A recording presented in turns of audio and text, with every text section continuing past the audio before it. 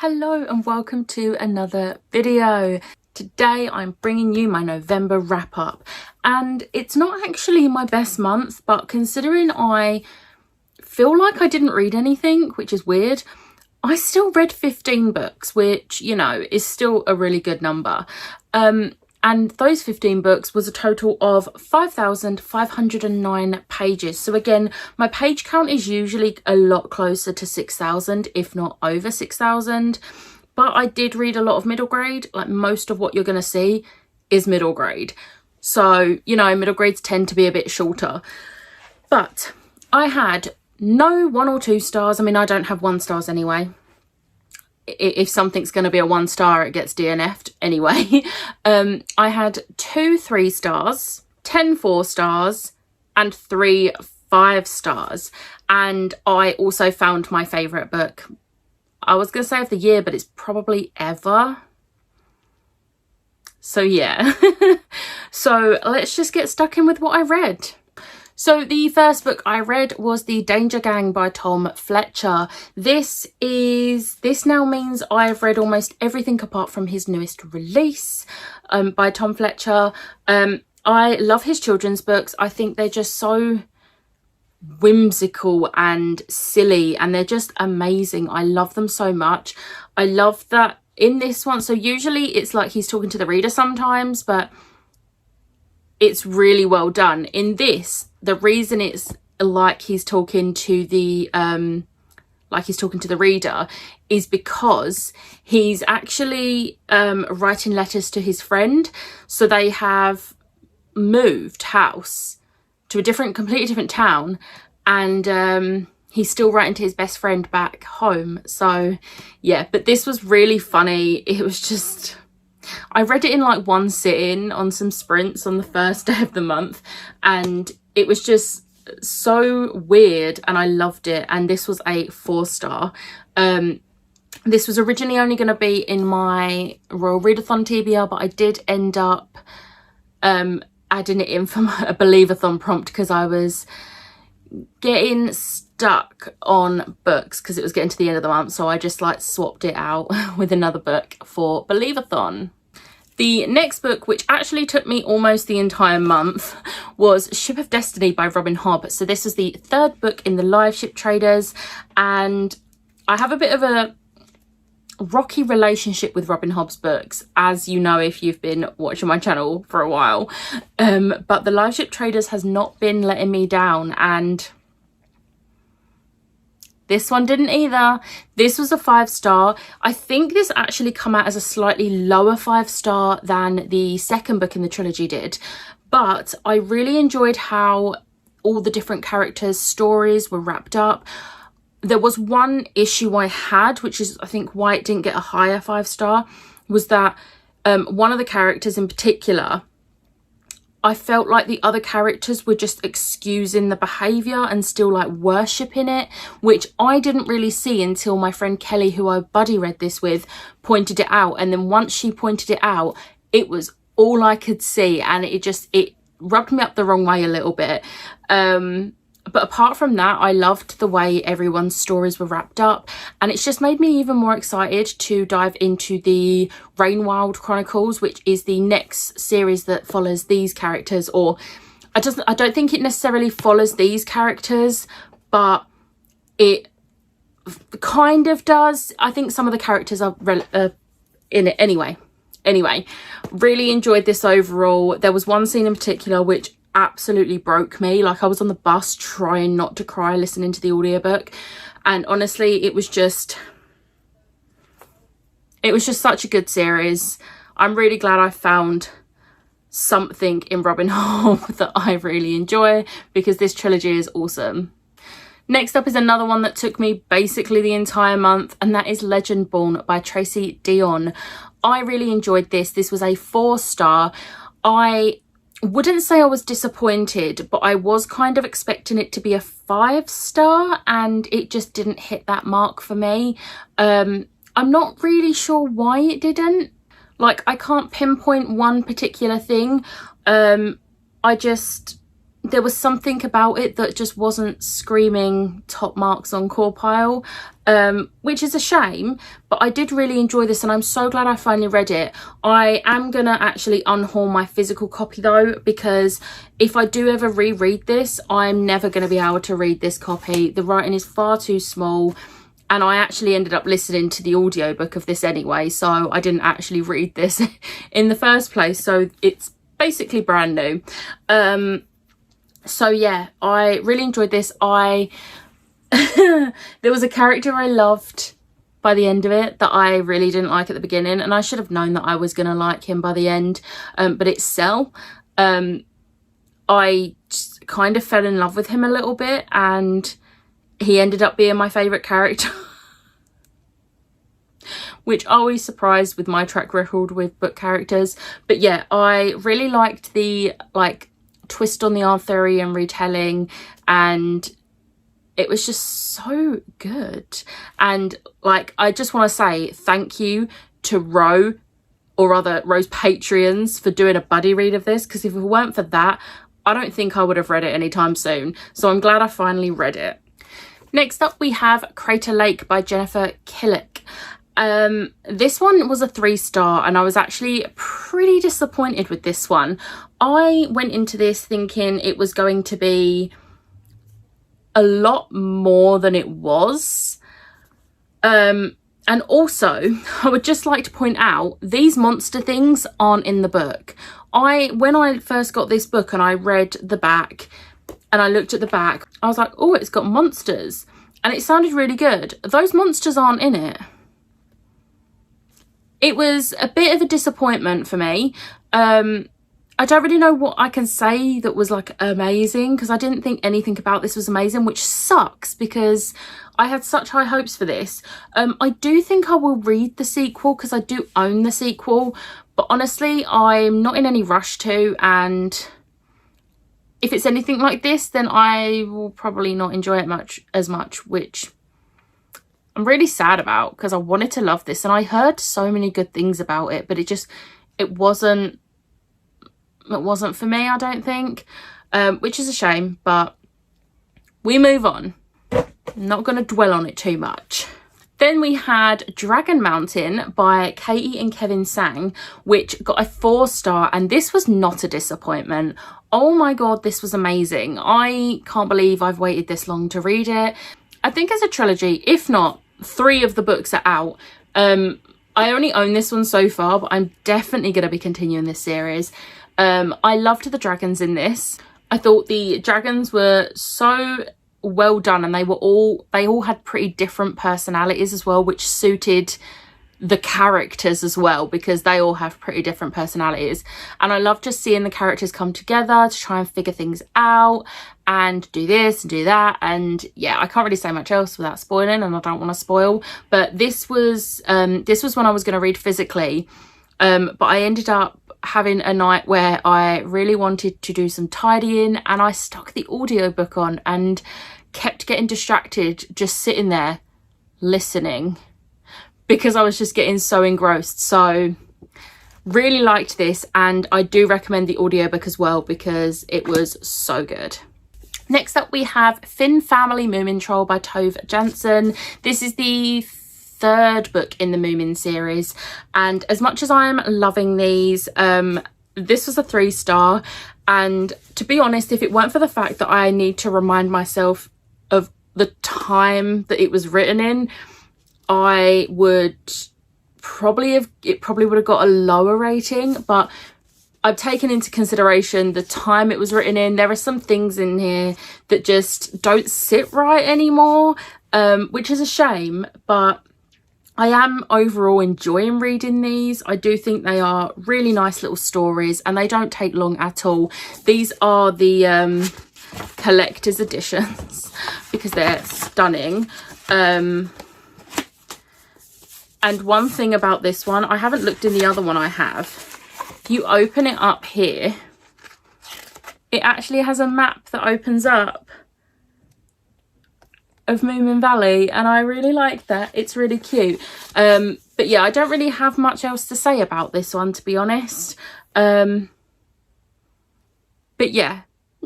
Next up, we had Fall of Night by Rachel Kane, which is the 14th and penultimate book.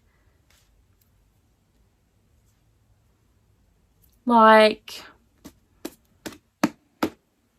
we're almost done with the buddy read. So I really enjoy this one. I think the reason I enjoy this one most, and this still got a 4-star, not gonna lie, still got a 4-star. Didn't quite hit that 5-star mark. And I think part of the reason I love this one so much is because Claire actually leaves Morganville in this one. There are reasons she does, but she leaves Morganville, and this one just really has you on the edge of your seat. You have no idea what's going to happen, because obviously, at least in Morganville, she sort of is always on edge. She knows, like, Oliver could come and, like, scare the hell out of her or something at any point. But in the outside world, she literally doesn't know what to expect. And there are things that go bump in the night even outside of Morganville. So yeah, this one I really enjoyed this one, and I'm looking forward to finishing the series this month because it's December now. The next book is possibly my favourite book of all time. So obviously this got a 5-star, and that is The Love Hypothesis by Ali Hazelwood. This book has basically become my whole personality. I am continuously shoving it in people's faces to the point I currently have 3 copies, soon to be maybe 4 or 5, that aren't even for me. They're Christmas presents for friends. So that basically says everything you need to know about this. I loved everything about this. There is literally nothing I didn't like. There is a fake dating trope, which you know I love that trope. This was originally a Reylo fanfic, which if you don't know what Reylo is, it is Rey Skywalker and Kylo Ren from the Star Wars sequels. I do like a good Reylo fanfic. I never read this when it was a fanfic, and obviously the names have been changed, but he is literally Kylo Ren. I didn't really picture her as Rey, but he is basically Kylo Ren, and I didn't hate it. I do now very much would like Adam Carlson in my life. That's his character. My life would be complete if I could meet an Adam Carlson that is literally Adam Carlson, not someone like him who is him. Obviously that's not going to happen. Dream on, Becca. But I really loved this. The smut in this is so good, but considering it was fan fiction, I'm not surprised at that. The actual storyline I really enjoyed as well. Like the reason behind the fake dating happening was a bit but it still happened and I still loved it. And I just,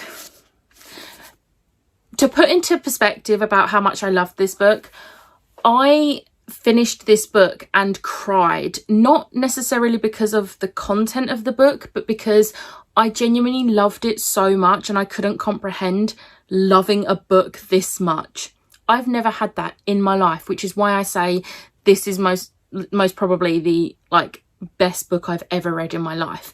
There is, I will say, if you are going into it, there is a slight trigger warning for harassment, but I think it's written really well and handled really well. So, you know, just go into it knowing that if you're going to read this. But yeah, I am going to stop talking about this because I will talk about this forever, because if you know me and you've been watching my sprints and my vlogs, you'll know that I'm obsessed with this book. And I'm actually thinking I might see if I can reread it this month, because I want to reread it. We'll see. Come back at the end of December to find out if that happens. Next up, we have Relentless by Karen Lynch. This was basically thrust onto me by Erin, to the point she actually bought me the first 3 books saying, read them. Thank you, Erin. This got a 4-star on CorePile, and I didn't absolutely love it. It's not my new favourite series ever. However, I can understand why Erin loves this so much. It is really good. It feels like, it gives me the same sort of feels as Morganville does. So it's like, it feels like an early 2000s YA, like, supernatural book, and I love that. My main and probably only real criticism, really, which is why it didn't get a 5-star, was because it feels like a lot is thrown at you. So one thing happens and then straight after another thing happens, and it's constantly throwing new things at you. And whilst I did appreciate it because the world building was amazing, it just felt like a bit much, and it sort of took me by surprise because I wasn't expecting it to be so full on. I'm definitely continuing this series because I do need to know what happens, and there is I don't know if, I think it's a sequel series. Erin will correct me if I'm wrong on that, but I think she said it's a sequel series that basically follows the Fae. So of course I need to read these anyway, because I need to read those. That's happening. But yeah, overall did really enjoy it. It just wasn't a new favourite for me, but I do highly recommend this one. Next up we have A Porcelain by Garth Nix. This is the 3rd book in the Sabriel series, or no, it's not the Sabriel series, it's the Old Kingdom series. And I can't believe it's taken me this long to read this series. It's such a good series. This one sort of had me on the edge of my seat for a solid, like, 100, maybe 150 pages, because something happens at the beginning and you don't find out any sort of resolution for that particular plot point until way later in the book. And I just spent the entire time reading it like, are we going to find out? Are we going to find out? But it was so well done, because whilst also, like, it didn't take away from the other plot points that was going on, my brain was literally cut in two. Like, half of it was like, what's happening with that one? And the other half was like, oh my God, everything's happening with this one. So that probably makes no sense if you haven't read this book and know this book well, but that's the only way I can say it without spoiling anything. But overall, I absolutely loved this book. It is, did I say it's a 4-star? It was a 4-star. I'm really enjoying this series, and I believe the next one is a prequel, and then the next one after that, I'm not sure if it's a sequel to this or if it's another prequel, but I'm excited for both anyway. And then there is another prequel that's just come out. So the Old Kingdom series is growing and I'm here for it. The next book I read was Pokken Stubs, The Haunting of Pelican City by Sophie Green. This is the 2nd book in the Pokken Stubs series, and I really love this series. I love the characters. Obviously in this series you have Pokken, little Pokken, you have Nedley Stubbs, and then you have Abe and Abe's dog Margaret. And it's just such a good group and I love them. I did find this one a bit creepier than the first one, which I was here for, because it's the sort of level of creepy I like. It's creepy, but it's not too creepy. And the mystery solving in this is just brilliant, because little Pokken obviously wants to be a journalist / detective type person. And yeah, I just think these books are so good. And if you're not a fan of like creepy books, but you don't mind if it's middle grade, definitely give these a go, because they're so good. And I will definitely be continuing to finish this trilogy.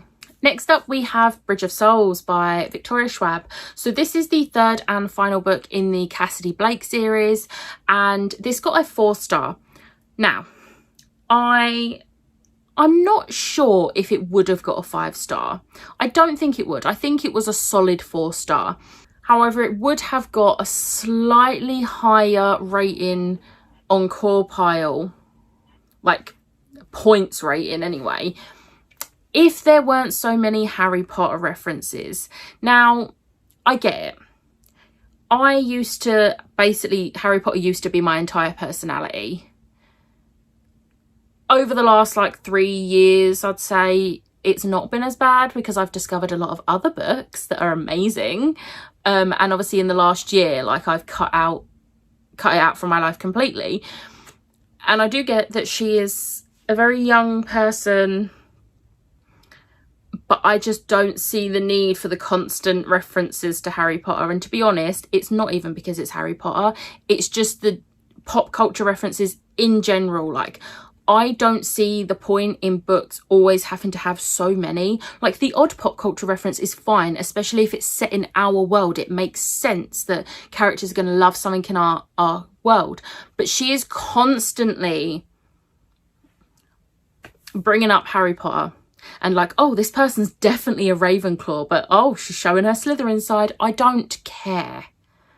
And it sort of like ruined it, because every time there was a reference, I just rolled my eyes. But moving that aside, the actual story in this wrapped up so well. I really love how the ending of the second book really came into this book and was just so creepy. Like, there was one scene in particular, I was just like, I wanted to look behind me to make sure there wasn't nothing behind me. I didn't, because I was on sprints and it would have looked a bit weird, but I wanted to. So this is another one that if you want something creepy but you don't like too creepy, go for this, because it's middle grade. See, it's never gonna be super scary, which is why I like it so much. But yeah, the references were the only thing that really brought it down for me. But yeah, I thought the series wrapped up really well.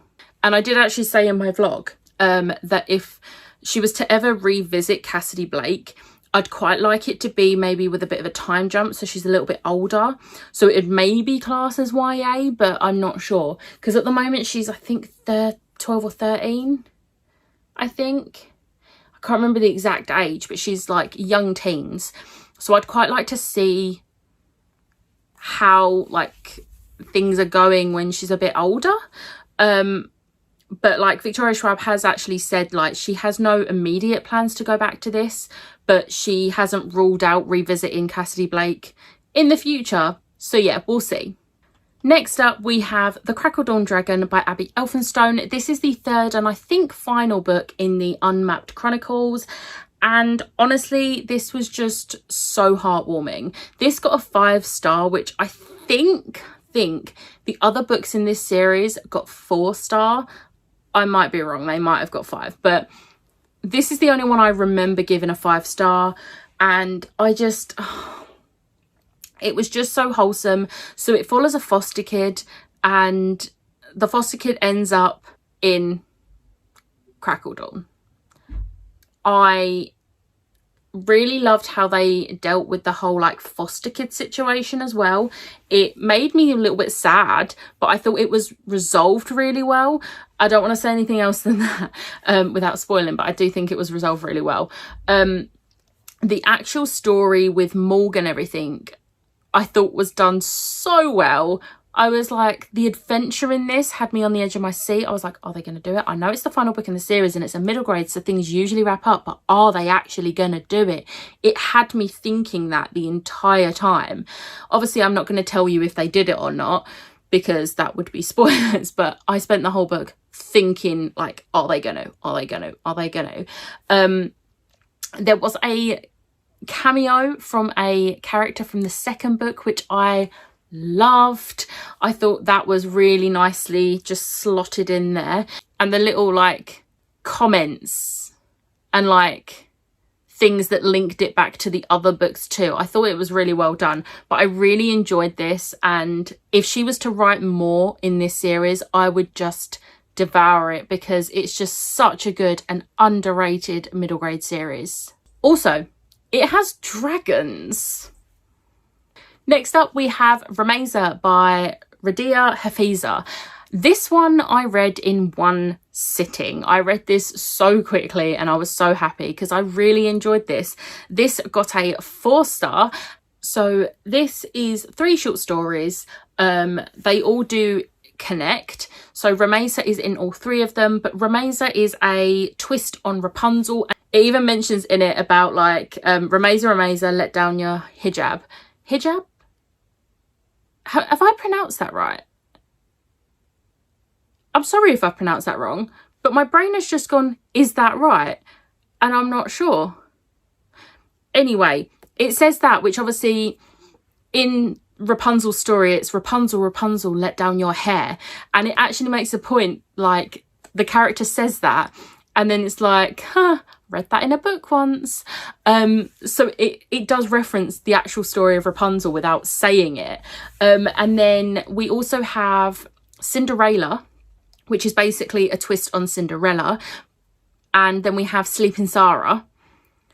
I loved all three, but my favourite was Cinderella. I loved the ending of that one. So it's a very big twist on Cinderella. And I think the actual story of Cinderella should have ended that way. Which, if you've read this and you remember what happens in Cinderella, you'll understand why I wish that that had been the actual Cinderella. I might have actually liked Cinderella if that was how it ended. But yeah, I really enjoyed this. I loved how the three stories connected. I loved Ramza, and I could definitely see there being a sequel and us getting more of Ramza, and I wouldn't hate it if there was, because I really enjoyed this. And then the final book that I read in November was Ship of Shadows, or rather The Ship of Shadows by Maria Kuznia. So this is basically, this got a 4-star, I should say, before I start talking about it. So this is a 12-year-old girl who ends up having to hide out on this ship after she's found doing something and she's accused of stealing. So they're after her. So she hides out on this ship, and it's the Ship of Shadows, which is a pirate ship full of women and shadows. And oh my God, there's a shadow in it. That's the cutest thing ever. If you haven't read this, read it. But this is full of adventure, full of action. There's pirates. Like, need I say more? Women, pirates, adventure, magic, but set in our world. It's just everything I want. I love it so much, and I'm so excited for the sequel. One thing I love is that they mention like real life ports because it's set in our world. So they mentioned Port Tangier. Tangier? I can never remember how to pronounce it. And my job involves ports. And the moment I read that, I was like, oh my God, what if they mention the Suez Canal? Because I have an actual trigger now for the Suez Canal, because it was the most stressful time of my life in work. And I was like almost daily crying over things being messed up because of that whole issue. And I genuinely would have DNF'd this book if it had mentioned that canal, because I can't. But luckily it didn't, and I'm glad it didn't, because I absolutely loved this book. And also I realise how dramatic that sounds, but, you know, it has a reaction to me and I can't deal with it. But anyway, I'm glad that it didn't, because this was such an amazing book, and I just loved... Frances was my favourite character. Frances is the person that basically helps Alea escape her town when she's accused of thieving, and the friendships formed is just so beautiful, and I loved it, and I can't wait for the second book. So that was my wrap up. That was a lot of talking for so little books. If you're still watching this, thank you for listening to me ramble, because I feel like I've rambled more than I usually do about these books in my wrap up. But let me know in the comments what your favourite book of November was. Obviously mine was Love Hypothesis. I don't know if you've figured that out by now. But I hope you enjoyed this video. If you did, hit the like button, hit the subscribe button, and I will see you next time. Bye. I also just want to show off my jumper. It changes colour. How cool is that?